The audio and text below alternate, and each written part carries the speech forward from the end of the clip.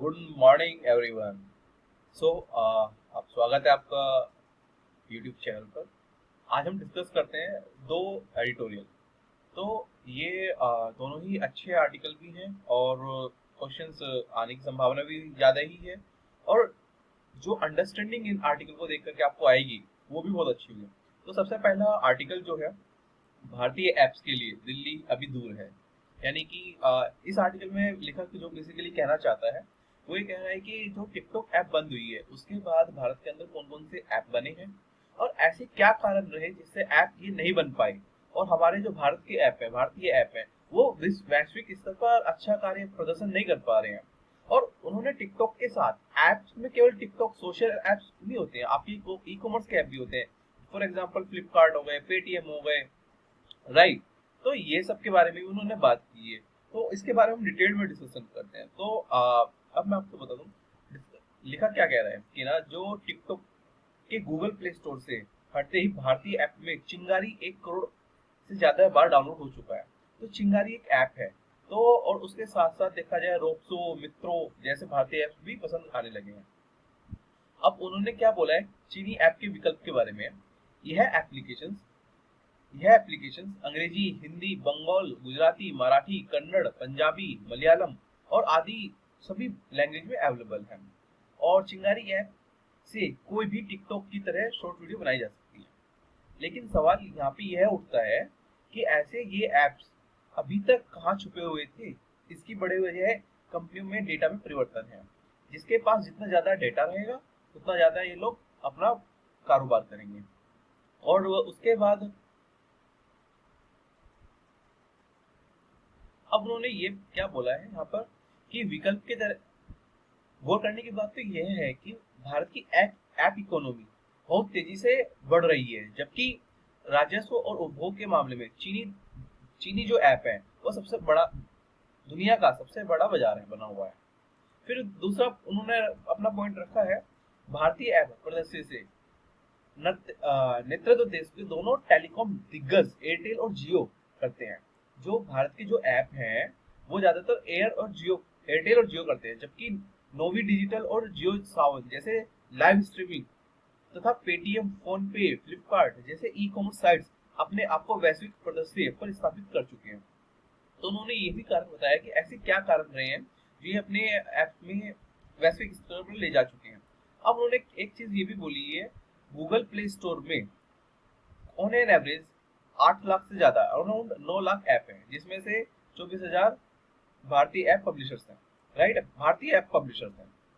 उसके बाद उन्होंने एक चीज ये भी बोली है कि प्ले स्टोर में कुल उपलब्ध का मात्र 4% है, और जो आंकड़े यदि देखा जाए नजरिए से जितना हमारे यहाँ पे कंज्यूम होता है उसके हिसाब से बहुत कम है ये डेटा। और हम पता लगा सकते हैं कि हमारी इकोनॉमी, डिजिटल इकोनॉमी कितनी वीक है इस टाइम पे। और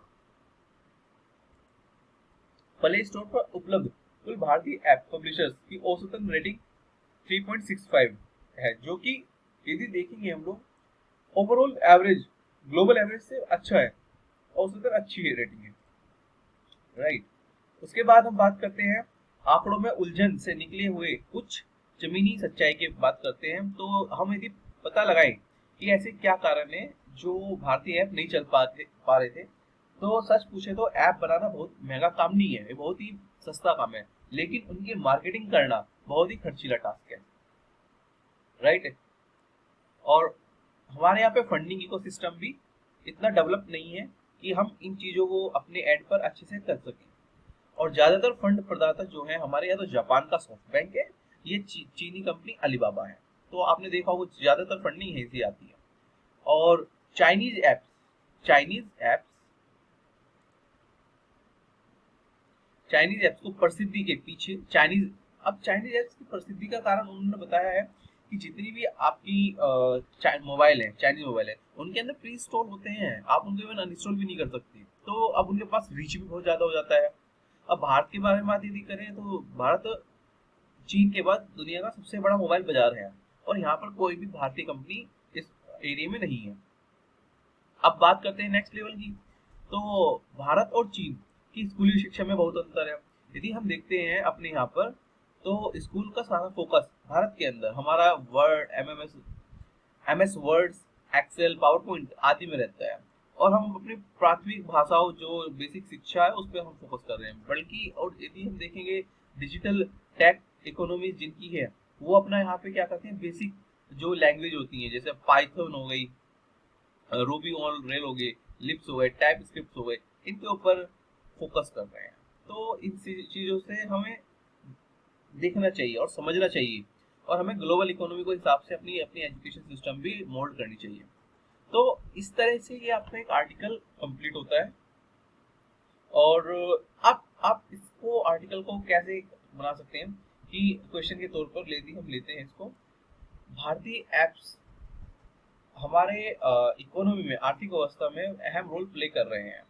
तो आप उसके बारे में, क्या खामियां हैं, क्या इम्पेडिमेंट्स है रास्ते में हमारे, यहाँ ऐसी क्या विचारधारा रही है कि हम नहीं डेवलप कर पा रहे हैं, उसके बारे में आप वर्णन कीजिए या व्याख्या कीजिए। आप इस तरीके से क्वेश्चन को अटेम्प्ट कर सकते हैं। नेक्स्ट हम बात करते हैं मानसून और अर्थव्यवस्था, राइट। सो मानसून और अर्थव्यवस्था के बारे में बात करते हैं। तो जो लेखक का मेन मोटिव है वो इस पर है, अभी कोरोना के चक्कर में उद्योग और कारोबार ऑन एन एवरेज ठप हो चुके हैं और इन सब में तेजी से गिरावट आई है। लेकिन एक अच्छी बात ये भी है कि दूसरा कि जून जो अभी गया मंथ है, पिछले मंथ में जो सुधार देखने के संकेत बहुत अच्छे मिले हैं। अब यदि आप मानेंगे फिक्की के सर्वेक्षण के अनुसार, जो फिक्की है वो ये कहते हैं कि आय की पहले चरण में जो आपको लॉकडाउन का हटाने की उसमें था 57% उद्योग कारोबार 50% या इससे अधिक क्षमता से काम कर रहे हैं, और अब इस क्षमता में इजाफा हो सकेगा। अब सरकार ने आत्मनिर्भर अभियान के तहत घोषित योजनाओं को कारगर क्रियान्वयन की अपेक्षा रखते हुए बताया है। तो जो ये कुछ हो रहा है उसका सबसे अच्छा अहम रोल आत्मनिर्भर भारत अभियान के बारे में है। अब आत्मनिर्भर भारत अभियान आपको पता ही होगा, ये स्पेशल रिलीफ पैकेज था जिसका 20 लाख करोड़ यानी कि इंडियन जीडीपी के 10%, तो डिफरेंट सेक्टर में, कुछ एग्रीकल्चर में, एसएमई में इसमें दिया गया था। अब बात करते हैं कि लेखक ने ये भी बोला कि जो 8 बुनियादी हमारे ढांचे हैं उनका भी सूचकांक में सुधार दिख रहा है। अब ये सूचकांक क्या होता है, जैसे आपका पेट्रोलियम हो गया, फर्टिलाइजर हो गया, एनर्जी हो गई, तो वो एक सेक्टर्स जो है आपके, लेकिन सुधार की स्थिति का संकेत जरूर मिलता है। यह भी महत्वपूर्ण है कि भारत में पीएमआई परचेजिंग मैनेजर इंडेक्स में सुधार की कई देशों में तुलना से बेहतर है। इसी तरह वस्तु एवं सेवा कर जैसे जीएसटी 2020 के महज 32,000 करोड़ रुपए था, अप्रैल में ये 32,000 करोड़ था, और आप यदि अब देखेंगे तो यह सुधार होकर के अब फिलहाल 90,000 करोड़, यानी 3 गुना एक तरीके से हमें इम्प्रूवमेंट देखने को मिल रहा है जीएसटी में अपने लॉकडाउन के कारण जो हुआ था। अब शहरी, यदि हम दूसरी बात एक अच्छी है कि जो शहरी अर्थव्यवस्था है उसकी तुलना में ग्रामीण अर्थव्यवस्था में सुधार बहुत तेजी से आ रहा है, और रबी की बम्पर पैदावार एमएस मिनिमम सपोर्ट प्राइस, न्यूनतम समर्थन मूल्य यानी कि एमएसपी में अच्छा इजाफा, और इन सब के कारण भी ये चीजें हो रही हैं। और सरकार के जो पीएम किसान सम्मान निधि है, तो उससे गरीबों के जनधन खाते में नकदी डालने से भी किसानों की आय में वृद्धि हो रही है। अब ग्रामीण क्षेत्रों में जो उर्वरक है, बीज कृषि है, रसायन है, ट्रैक्टर है एवं कृषि के वस्तुओं के साथ साथ उपभोक्ता वस्तुओं की मांग भी तेजी से बढ़ रही है। तो ये सब कारण इसीलिए है कि वहाँ की एक इकोनॉमी और एक पीएम किसान का अच्छा रोल प्ले कर रहा है। अब बात करते हैं, करीबन 17,500 करोड़ रुपए का भुगतान हो चुका है अब तक एमजी-नरेगा के अंदर, और जो लेखा महानियंत्रक हैं, कंट्रोलर ऑडिटर जनरल और सीजीए के मुताबिक अप्रैल और मई 2020 के दौरान कृषि एवं ग्रामीण विकास मंत्रालय का संयुक्त व्यय 91,000 करोड़ रुपए, जो अप्रैल 2019 में तकरीबन 44,000 करोड़ रुपए था। यानी कि आपका जो कृषि मंत्रालय का जो व्यय था वो एक ऑन एन एवरेज आप समझ सकते हैं डबल से ज्यादा हो चुका है।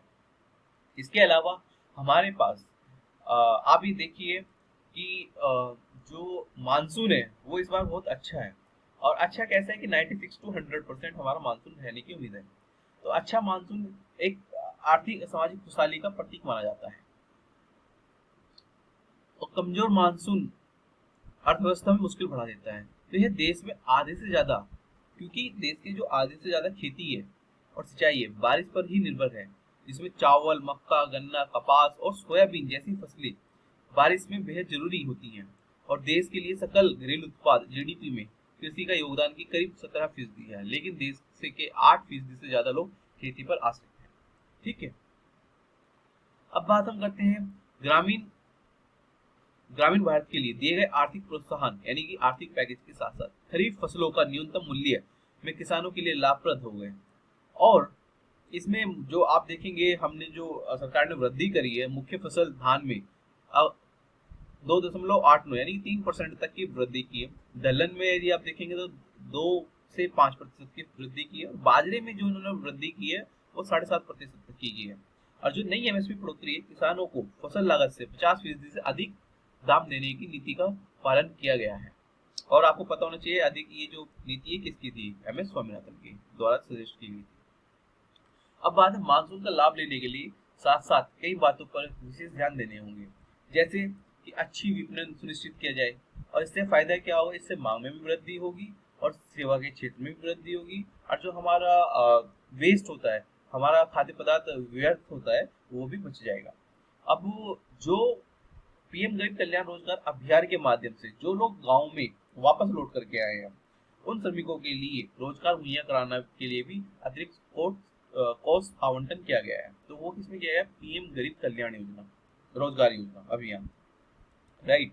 अब कृषि सुधार के लिए भी जो 3 ऐतिहासिक निर्णय लिए गए हैं, उनमें से क्रियान्वयन को सर्वोच्च प्राथमिकता दी गई है। अब बात करते हैं कि गौरतलब है आवश्यक वस्तु अधिनियम 1955 के तहत संशोधन करके फैसले में अनाज, दलहन, तिलहन, खाद्य तेल, आलू और प्याज की कीमतों को प्राकृतिक आपदाओं की स्थिति को छोड़कर भंडारे की सीमित तक किया गया। तो यहाँ पर कहने का क्या मतलब है कि जो आपके मेन अनाज, दाल, दलहन, तिलहन, खाद्य तेल और ऑयल और प्याज को हमने आवश्यक इसेंशियल कमोडिटी एक्ट 1955 के अंदर में हमने डाल दिया है।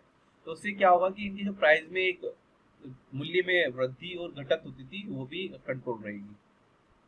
अब उम्मीद यही की जानी चाहिए कि मानसून और कोविड-19 के बीच सरकार की अर्थव्यवस्था में जान फूंकने के लिए आत्मनिर्भर भारत अभियान के तहत जो कदम उठाए हैं वो अर्थव्यवस्था की गति को कारगर साबित होंगे। और बस जरूरत है कि बात की कोई प्राथमिकता के साथ साथ हम ईमानदारी पर भी अमल हों। आज आपके दो आर्टिकल मुझे लगता है कि काफी अच्छे आर्टिकल थे, और आप इनको चाहे तो नोट डाउन करके आंसर भी अपने फॉर्म में लिख सकते हैं एक समरी के तौर पर। शुक्रिया, धन्यवाद।